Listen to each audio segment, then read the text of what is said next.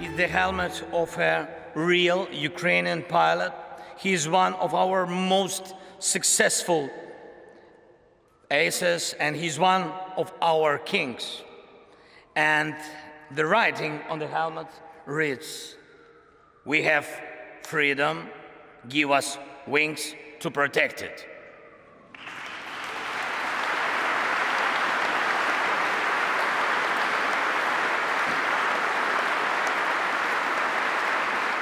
So there you go, Abby. We have freedom, give us wings to protect it. That moment as he continued his ask, if you will. He's got those main battle tanks from the UK and many other countries in the world, but still wanting fighter jets. What else did you hear in that address that stood out, Abby? Heather, you know, when he came out, British lawmakers rose to their feet. There was a standing ovation for the Ukrainian president, and throughout his speech, sprinkled with comments of gratitude to this country. As we know, the United Kingdom is one of the largest military backers of Kyiv, and that started from the very beginning. Let's have a little listen to some of what President Zelenskyy had to say. On behalf of every father and every mother who are waiting for their brave sons and brave daughters back home from the war. You, all of you, you all showed your grit and character back then, strong British character.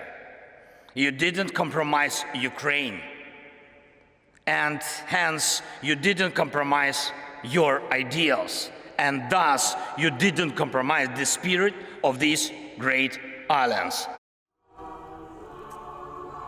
Now, he spoke directly to Boris Johnson, who was among the lawmakers there. And of course, Boris Johnson was the prime minister when Russia launched its wider scale invasion this time last year. Zelenskyy thanking him for being one of the first leaders, one of the first world leaders to reach out and show that he would support Ukraine. He also pointed at the current prime minister, Rishi Sunak, saying, "Thank you, Rishi, for being the first Western nation to provide main battle tanks." We know that the United Kingdom has pledged some 14 Challenger 2 tanks, and Ukrainian troops will be trained on those tanks. He also thanked Rishi now for today's announcement, promising long-range weapons that Kyiv has long asked for. And he was defiant too, Heather, in his speech, saying that freedom will win, that Ukraine will win, and that Russia will lose, and they will do that with the support of their allies, because they must show any potential aggressor anywhere in the world that they will not be victorious if they were to invade a sovereign nation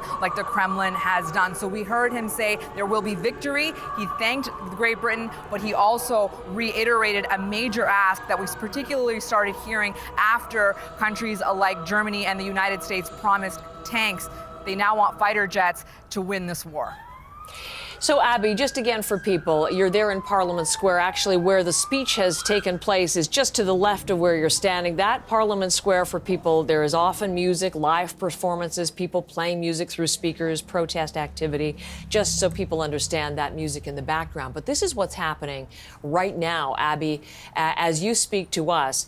The speech finished. You have Volodymyr Zelenskyy being led by the speaker, shaking hands with the opposition leader, Keir Starmer, also with Rishi Sunak and Boris Johnson just in behind there, but now meeting parliamentarians who are applauding his remarks very strongly.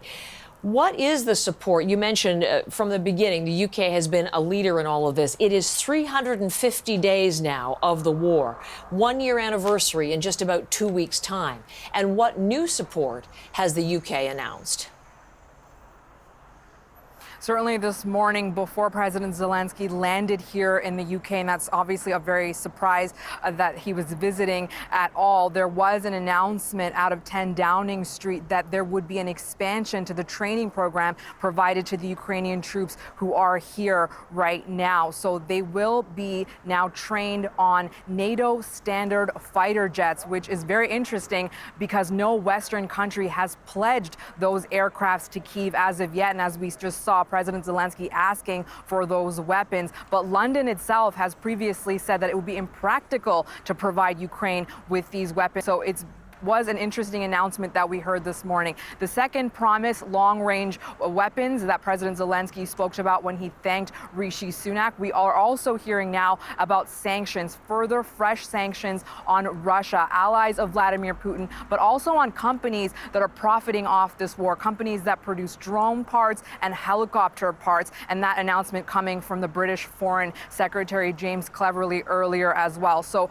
again, Rishi Sunak, now the Prime Minister, it's the first time he's met with President Zelenskyy here in the UK. He did visit Kyiv late last year, but he's also trying to show that just because there's a new Prime Minister at 10 Downing doesn't mean that the support for Kyiv has wavered in any way. Heather.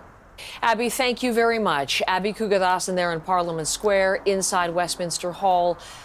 Volodymyr Zelenskyy wrapping up his address and saying farewell to parliamentarians, moving from London to Brussels tomorrow. And we will be watching as he addresses the European Parliament then. This is CBC News Network.